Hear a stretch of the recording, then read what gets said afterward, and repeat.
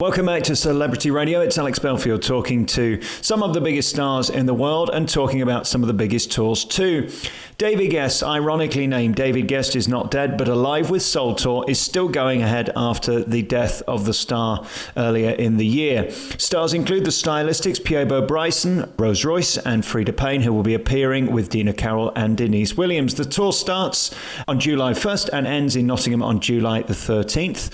We've got an exclusive interview today with Imad Handi, David's best friend and producer of the tour, who joins us on the phone now. Imad, how are you?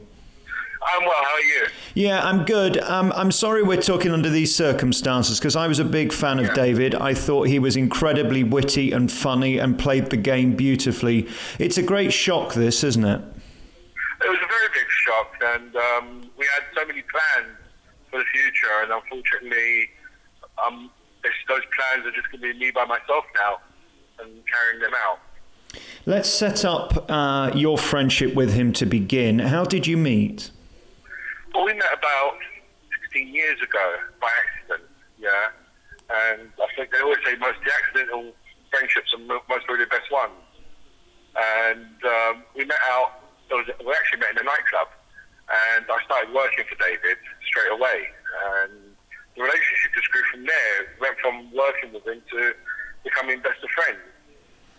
David was a character and a personality. Was he different privately than he was on the telly? Because he was a tease, wasn't he? I did a couple of warm-ups where he was in the show and he would set up lines so he could get his gags out. He loved to toy with people like me, didn't he? Oh, he loved it. He loved it. And he was like that in real life as well. The amount of times David would actually play gags on me, you know? Right. And especially when we were on tour. And he'll get me to do something which was basically does not exist. Right. You know? And like, you stupid little... but a lot of those jokes, you always say, Imad, if you laugh at my jokes, then I'm going to tell them to the people because they will laugh too. Yes. And then, of course... And then, of course, we go back to January and Big Brother, which was where the death joke started, ironically. And then, of course, he passed away just a couple of months later. He didn't seem himself in January. When did you know that he wasn't well? Well, he actually wasn't well before that, yeah. He was feeling a bit under the weather. And unfortunately, it just continued to continue. And David was one person never to really go to the doctors and look after himself. So unfortunately, he was always on the go. He was a perfectionist, so everything had to be perfect. And his health was second to none, really. Like, he left that last. Mm. Did you know prior to his death in that hotel room that he was seriously ill, or did you just think he was poorly? I actually believe he was poorly, yeah. And David always screamed wolf. I'm ill. And unfortunately, I do remember saying to him, like, are you sick? Do you want me to come take you to the hospital? Do you want to take this? And he's like, no, I'm okay. So if someone's telling you they're okay, then there's nothing you can really say, really, can you? No. You know, and we're talking about David here. Yeah. Yeah, and that's the other thing about him. I never really got to understand where the real David started and the fake David ended and began, because he was such a personality and such an enigma in a way. Was he a happy man? He was a happy man. He had his moments in life where he just wanted to be understood. He just wanted to be accepted by the people. He just wanted to be normal. Yeah, but he felt that if he never lived this celebrity lifestyle, that people wouldn't accept him. And to be honest with you, that wasn't the real David. The real David was happy to have a bag of chips and bees on toast for dinner. Mm. And of course there was all that speculation about his sexuality. Did that bother him? Because I know at the time when we talk about his ex-wife and stuff like that, it was relentless, the jokes in the newspaper. Did he ever get bothered by that? He did. But at the same time, he never really let it get to him. If you're going to let stuff get to you, then it's only going to hurt you even more. You know? So he always knew that he should just hold it back to one side and wind blow over, Right. they say.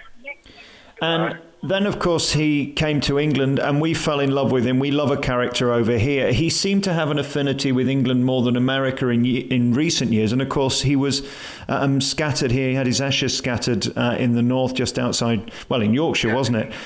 Why was England the place he loved the most and wanted to be laid to rest? Because he became more famous in England.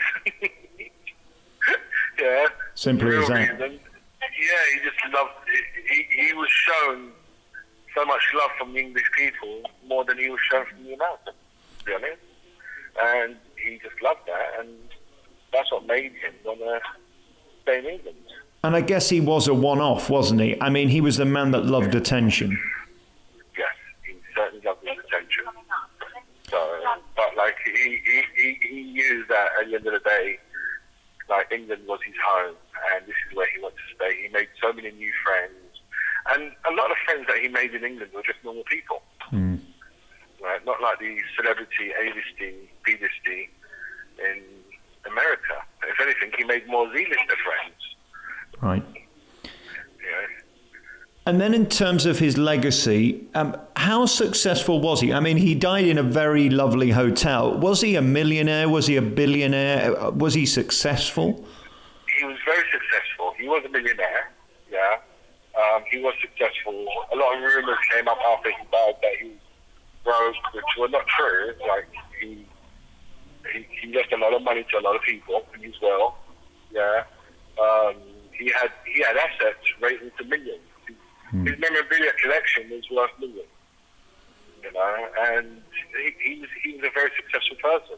And he was very successful from a young age. Yeah. Yeah. Well, and of course, working with Michael Jackson, it doesn't get any bigger than that. I guess for him, he never really recovered from that. That was a huge blow to him emotionally and personally when Michael died, wasn't it? It was. And also when Whitney Houston died, he as well, he loved Michael. I remember when Michael died and he was actually in tears, you know. And we had this whole conversation, and when Whitney Houston died, he was in tears. These were his closest friends. And before he died, he was actually organising an auction for the Whitney Houston estate for some of her memorabilia. Right. So the Houston family asked him to take control of it. So you can see how close they were and trusting with him. It's a very crass question, but a lot of people have been asking, where has he left all his money and items to? Has this gone to family and friends? Who did he leave his stuff to? It went to... David's one of these people where he's really, truly... He loved a lot of people. And he made sure that everybody he loved were taken care of in his will. Yeah, and a lot of people appreciated what they've got from him, from his will. And hopefully it'll just do good in society. We saw people like Kerry Katona come out afterwards who claimed she was devastated. Was he really friends with people like that? Because it seemed like he must have had 29 hours in the day. He got a lot done, didn't he? No, he had 36. Incredible. He had 20 hours in the day. But yeah, he had friends. David was good at making friends, people like Kerry Katona and Kim Marsh and people like Jimmy Harkness from Coronation Street and Dean Gaffney. These are all like his close friends. Did he know, do you think? I'm wondering about David because he wasn't stupid and he knew how to play the media game. The fact that he named a tour David Gest Not Dead Tour and months later was dead, was this some joke you think he was playing? Did he know he wasn't well and in fact was seriously ill, do you think? Or was this just an unfortunate timing? This was just an unfortunate timing. Yeah. Yeah. It was literally an unfortunate timing.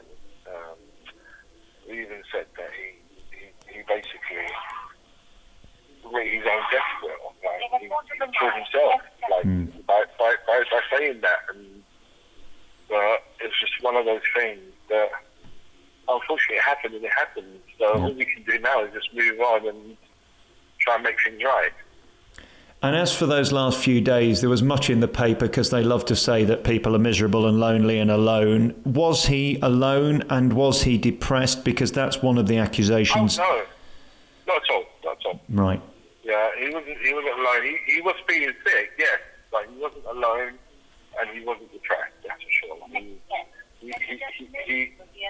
He had a lot to do. He had a lot of work to do, and he knew he had to do his work. You know? And your last conversation with him, when did you last get to see him? I saw him back in February because I've been busy with commitments as well with work. We speak on the phone every other day, and my last conversation with him was actually on the Thursday. Right. Actually, it was actually an argument over the phone. Yeah, because he didn't keep up to some of the commitments because he was sick, and that was it. That was my last conversation with him, unfortunately. Did you leave it as an argument, or were you able to make up by the end of the conversation? Our arguments are just normally, you haven't done this. Why did you do this? Yeah. Make sure you do this tomorrow, okay? And that's our argument.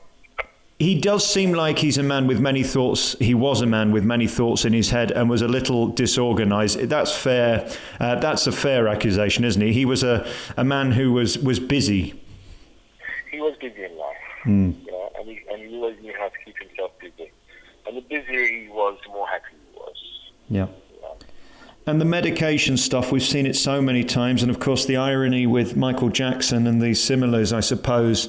Was that an issue that you were aware of, that he was on medication and needed tablets, or was it just a period that he was going through because he was ill? It was just, no, the only medication he was on, he's diabetic. He had stage 2 diabetes. Yeah. And his blood pressure pills. Yeah. You know? It's a great loss to show business, and I'm sorry, because he brought great life and fun to any program he was on. And I guess for you now, the legacy lives on through this tour, which will go ahead. David Gest is not dead, but alive with Soul Tour, which he did a similar show just back last summer. And again, it was a great success. Funnily enough, I was just talking to Bill Medley in Vegas a couple of weeks ago, and it really did well, that tour, and bringing all these stars back. That was his passion, wasn't it? Keeping music alive. Passion. And again, that was my production. I produced that tour. Wow. Yeah. So if people came out to see that tour and they enjoyed it, then by all means, that was actually my one. And hopefully, if you come out and see this one, you'll see just as good. Well, I'm going to come and see this in Nottingham. What is great is that you're getting all these people together who, in my eyes, when I just saw, as I say, Bill Medley a few weeks ago, you know, these guys are now in their 70s. For him, Time of My Life is the most played record on US radio in history. And when you get people like Dina Carroll and Denise Williams and Piebo Bryce and Rose Royce, Frida Payne, Band of Gold, that song, to hear those songs recreated live is such a thrill, and to get them all on one bill. How do you manage that? How do you get all those people to do it? By being friends with them all. Right. Trust. Yeah. It's all trust. And by being friends, and between us, I was having a conversation with Denise Williams yesterday, and he said, listen, we're all doing this because we're all friends. We're actually like a family, yeah. So we just keep on going as a family, and we'll just keep entertaining people. And will you do a tribute to David at the beginning or the end? How will you address that? Because it's sort of the elephant in the room, isn't it? Yeah, the whole tribute is actually throughout the whole show. Right. Yeah, so it's how David would have wanted it, and everybody gets to say a few things about David. And the tribute itself is that it's through the whole show. Yeah. As if David was there implementing himself, and it's just to show people, like you said, who was the real David, right? Yeah, behind the celebrity fiction, yeah. And we want to show people the real David, the man behind it all, yeah. Who was he? This is who he was. And what a legacy! The people he knew and worked with. It's so rare to have that access, isn't it? The stories he must have been able to tell privately. Oh, amazing. And I was honoured to actually live a lot of those stories in the last 16 years. You know, and through him I met a lot of my childhood celebrities that I've always wanted to meet in life. And in all honesty, I actually became friends with a lot of them as well. Yeah. Yeah, and so for me it was actually a dream come true.